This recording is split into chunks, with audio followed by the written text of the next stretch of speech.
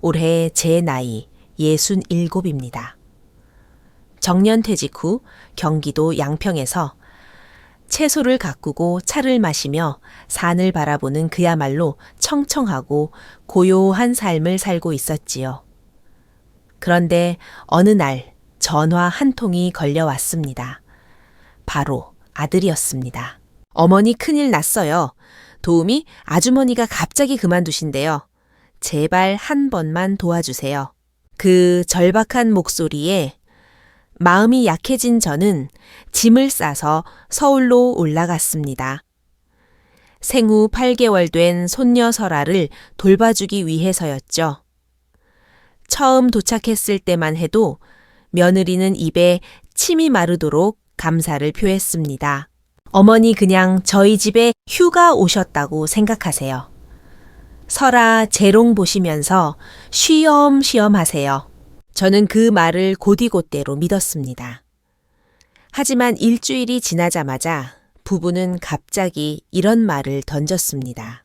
회사에서 갑자기 일본 여행 포상을 보내준대요. 저희 4박 5일로 다녀올게요. 그렇게 짐을 챙겨 훌쩍 떠나버렸습니다. 그 닷새 동안 저는 잠 한숨 제대로 못 자고 아이를 봤습니다. 그런데 돌아온 아이들은 고생했다는 말 한마디 없더군요. 오히려 제 앞에 명품 옷이 가득 담긴 바구니를 툭 던지며 말했습니다. 어머니 이거 세탁기 돌리시면 안 돼요. 찬물에 손 세탁해야 하고 절대 비틀어 짜면 안 되는 거 아시죠? 그 순간 저는 그냥 웃었습니다. 아무 대답도 하지 않았죠. 그리고 다음 날 그 비싼 옷들은 전부 쓰레기통 속에 처박혀 있었습니다.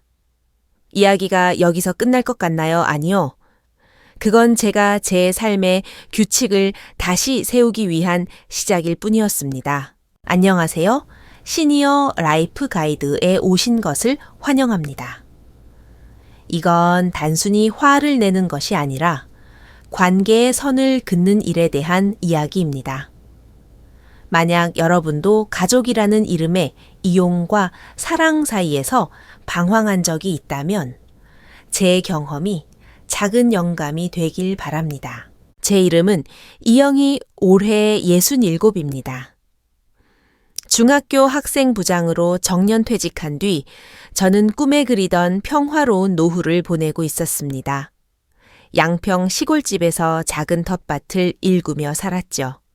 오늘의 가장 큰 고민이라곤 오늘 딴 애호박으로 찌개를 끓일까 전을 부칠까 하는 것뿐이었습니다.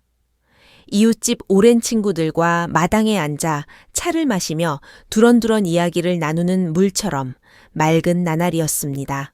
그런데 그 평화를 깬 것은 서울의 IT 기업에 다니는 아들 민준이었습니다. 녀석의 전화는 빛 독촉 전화보다 더 끈질기게 걸려왔습니다. 어머니 살려주세요. 저랑 지수랑 정말 미치기 일보 직전이에요. 사정은 이랬습니다. 집에서 일하던 유능한 도우미 아주머니가 집안 사정으로 급히 그만두셨다는 겁니다. 맞벌이 부부인 두 사람에게 8개월 된 딸 설아를 봐줄 사람이 사라진 건 청천벽력 같은 일이었겠죠. 어머니가 직접 와주셔야 저희가 마음이 놓여요. 사실 요즘 서울 물가도 비싸고 대출 이자 자동차 할부까지 감당하려니 정말 빠듯하거든요. 새로 도우미를 구하려면 한 달에 300, 400만 원은 줘야 하는데 저희 형편에 도저히 감당이 안 돼요. 아들은 잠시 뜸을 들이더니 더 간절하게 매달렸습니다. 띠딱 한동안만 서울에 오셔서 저희 좀 도와주세요. 아들 힘든 고비 넘긴다 생각하시고 오시면 손녀 재롱 보시면서 편하게 지내시면 돼요. 그게 얼마나 큰 행복인데요. 전화기는 어느새 며느리 지수에게 넘어갔습니다. 어머니 민준 씨 말이 맞아요. 낮에 설아만 잠깐 봐주시면 돼요. 다른 집안일은 저희가 퇴근하고 다 할 테니까 손 하나 까딱하지 마세요. 서울 오셔서 백화점 구경도 하시고 주말엔 저희가 맛있는 것도 사드릴게요. 휴가 오신다 생각하세요. 솔직히 그 약속들이 의심스럽긴 했습니다. 하지만 아이들이 저렇게 힘들다는데 도우미 비용 때문에 허리가 휜다는데 엄마로서 모른 척 할 수가 없었죠. 무엇보다 전화기 너머로 들리는 설아의 온가리? 소리가 고양이 발톱처럼 제 마음을 간지렸습니다. 그래, 아들이 힘들다는데 엄마가 가서 도와야지. 저는 노후 자금이 든 통장에서 혹시 몰라 몇백만 원을 인출하고 간단한 짐을 챙겨 양평의 푸른 텃밭을 뒤로 한 채 서울행 버스에 올랐습니다. 예쁜 손녀를 매일 볼 수 있고 아들 짐도 덜어줄 수 있으니 아이들도 양심이 있다면 잘해주겠지 싶었습니다. 지금 생각해보면 참 순진한 생각이었죠. 서울집에 도착한 처음 이틀은 순조로웠습니다. 경기도 용인의 깔끔한 신축 아파트였고 제 방도 작지만 아담했습니다. 제 하루는 온통 손녀 설아를 중심으로 돌아갔습니다. 하얀 차압쌀떡 같은 얼굴에 웃을 때면 반달이 되는 눈을 보면 온 세상 시름이 잊히는 것 같았죠. 하지만 약속했던 분담은 금세 무너지기 시작했습니다. 설거지부터 시작됐죠. 첫날은 아들이 하더니 사흘째 되는 날 며느리가 웃으며 말했습니다. 어머니 낮에 시간 많으시니까 주방에 쌓인 것 좀 슬쩍 해주시면 안 될까요? 어차피 설아 이유식 만드실 때 같이 하시면 편하잖아요. 슬쩍이라는 단어가 참 가벼웠습니다. 저는 고개를 끄덕였습니다. 하지만 그 다음부턴 쓰레기도 아무도 안 버리고 기저귀 가방은 현관에 쌓여만 갔습니다. 며느리는 제 손톱 관리할 시간은 있어도 세탁기 버튼 누를 시간은 없어 보였습니다. 제가 보다 못해 청소기를 돌리면 어머니 제가 하려 했는데 라고 말만 번지르르하게 하고는 돌아서면 잊어버렸습니다. 일주일도 안 되어 저는 낮에는 보육교사, 오후에는 장보기, 저녁에는 요리사, 밤에는 파출부가 되어 있었습니다. 그렇게 정신없는 일주일이 지난 주말 저녁 두 사람이 묘한 눈빛을 주고받더니 종이 2장을 내밀었습니다. 일본행 비행기 티켓이었습니다. 어머니 제 회사에서 포상 휴가를 보내준대요. 3박 5일 도쿄 자유여행이에요. 모레 출발인데 다행히 어머니가 계셔서 설아 맡기고 다녀올 수 있을 것 같아요. 기가 찼습니다. 일주일 전만 해도 도우미가 그만둬서 죽겠다고 울산기더니 일주일 만에 일본 여행이라니요. 이건 우연이 아니라 치밀한 계획이었다는 생각이 머리를 스쳤습니다. 저라는 무료 인력을 불러다 앉혀놓고 자기들은 즐기러 가겠다는 계산이었죠. 차마 얼굴을 붉힐 순 없어 웃으며 보내줬습니다. 하지만 마음 한구석은 차갑게 식어갔습니다. 아이들이 떠난 뒤 알게 되었습니다. 준비 다 해놨다는 말은 새빨간 거짓말이었습니다. 냉장고에는 유통기한 지난 소스뿐이었고 기저귀는 딱 3장 남아 있었죠. 저는 8개월 된 아이를 포대기에 엎고 덮고 습한 서울 날씨 속에 마트와 약국을 뛰어다녀야 했습니다. 드디어 아이들이 돌아온 날 거실에 명품 쇼핑백이 가득했습니다. 자기들 옷이며 가방이며 자랑을 늘어놓더군요. 그러다 며느리가 가방 구석에서 상자 하나를 꺼내 제게 줬습니다. 어머니, 이거 일본 브랜드 핸드크림이에요. 설아 보느라 손 거칠어지셨을 텐데 이거 바르세요. 정말 보습력 좋아요. 보아하니 드럭스토어에서 세일할 때 묶음으로 파는 흔한 제품이었습니다. 닷새 동안 저를 도구처럼 부려놓고 준 성의가 고작 이거라니 제 마음속에서 무언가가 툭 끊어지는 소리가 났습니다. 다음 날 아침 늦잠을 자고 일어난 며느리가 커다란 캐리어를 제 앞에 펼쳤습니다.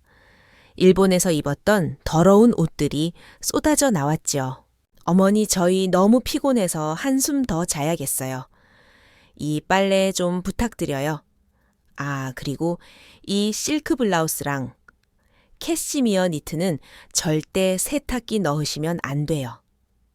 찬물에 전용 세제로 살살 조심해서 손 세탁해 주시고 수건으로 눌러서 평평하게 말려주세요.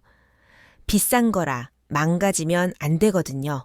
아들은 옆에서 하품을 하며 어머니 부탁해요라며 방으로 쏙 들어가 버렸습니다. 저는 한평생 학생부장으로 아이들을 가르쳤습니다. 정직하고 정중해야 한다고 가르쳤는데 정작 제 아들은 하나도 배우지 못했더군요. 저는 거실 한가운데 서서 그 비싼 옷들을 바라보았습니다. 그리고 주방에서 커다란 검정 쓰레기 봉투를 가져왔습니다.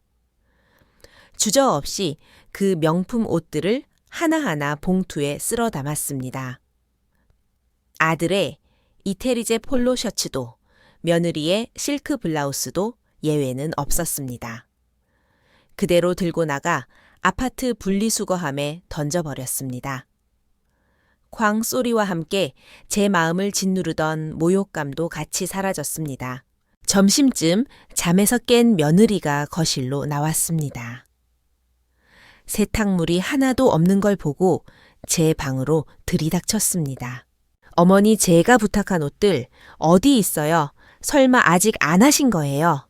저는 짐을 싸며 평온하게 대답했습니다. 아, 그 쓰레기들 쓰레기통에 버렸다. 며느리의 눈이 뒤집혔습니다. 그게 얼마짜리인데 버려요. 미쳤어요? 소란을 듣고 달려온 아들도 경악했습니다. 어머니, 대체 왜 그러세요? 수백만 원어치라고요? 저는 차분하게 탁자 위에 종이 한 장을 올려두었습니다. 어젯밤 설화를 재우고 밤새 적은 베이비시터 업무 협약서였습니다. 앞으로 나를 도우미로 쓸 생각이면 공적으로 하자. 평일 오전 9시부터 5시까지 딱 설화만 본다. 집안일 요리 빨래는 일절 안 한다. 너희 퇴근하면 난 퇴근이다. 감정을 원하면 앉아서 대화하고 이용을 원하면 정당한 대가를 지불해라. 나는 너희의 구멍, 나은 삶을 때워주는 도구가 아니다. 두 사람은 얼어붙었습니다. 며느리는 어떻게 가족끼리 이럴 수 있냐며 울먹였지만 저는 단호했습니다. 가족이라서 참아줬더니 너희는 나를 무료 인력으로 여겼지. 내가 백화점 구경 시켜준다는 말에 소가 온 줄 아니 아들이 힘들다니까 온 거다. 그런데 너희는 거짓말로 여행 가고 돌아와선 빨래나 시켰지. 이게 가족이 할 짓이냐? 아들은 고개를 떨구었습니다. 당장 믿을 만한 도우미를 구하는 게 얼마나 힘든지, 그리고 저만큼 정성껏 아이를 봐줄 사람이 없다는 걸 누구보다 잘 알기 때문이죠. 결국 아들이 먼저 무너졌습니다. 어머니, 죄송해요. 저희가 정말 잘못했어요. 가지 마세요. 사과는 받았지만 저는 짐을 풀지 않았습니다. 사과는 받으마. 하지만 규정은 이 종이대로다. 선을 넘으면 난 바로 양평으로 간다. 그날 이후 집안의 질서가 바뀌었습니다. 부부는 퇴근하면 각자 설거지와 빨래를 분담했고 설아의 이유식도 직접 공부하며 만들기 시작했습니다. 며느리가 욕실에서 끙끙대며 자기 블라우스를 손세탁하는 모습을 보며 저는 비로소 진정한 교육이 시작되었음을 느꼈습니다. 석 달 뒤 제 생일에 아이들은 진심 어린 사과와 함께 비행기 티켓 4장을 내밀었습니다. 이번엔 거짓말이 아니었습니다. 어머니, 지난번 일본 여행 사실 포상 휴가 아니었어요. 저희끼리 놀고 싶어서 거짓말했어요. 정말 죄송합니다. 이번엔 설아랑 저희랑 어머니 모시고 진짜 가족 여행 가요. 저희가 어머니 제대로 모시고 싶어요. 저는 그 티켓을 받았습니다. 제가 받은 건 종이 조각이 아니라 비로소 성숙해진 아들과 며느리의 존중이었습니다. 여러분은 어떻게 생각하시나요? 부모라는 이유로 당연히 자식의 짐을 짊어져야 할까요? 사랑에도 적절한 경계가 필요합니다. 그 선을 긋는 것은 결코 매정한 일이 아닙니다. 오히려 서로를 더 깊이 이해하고 사랑하게 만드는 소중한 시작이 될 수 있습니다. 제 이야기가 누군가에게는 자신을 지키는 용기가 되길 바랍니다. 오늘 제 이야기가 마음에 닿았다면 여러분의 경험도 나누어 주세요. 진정한 가족의 의미는 무엇일까요? 다음에도 따뜻하고 깊이 있는 이야기로 찾아오겠습니다. 감사합니다.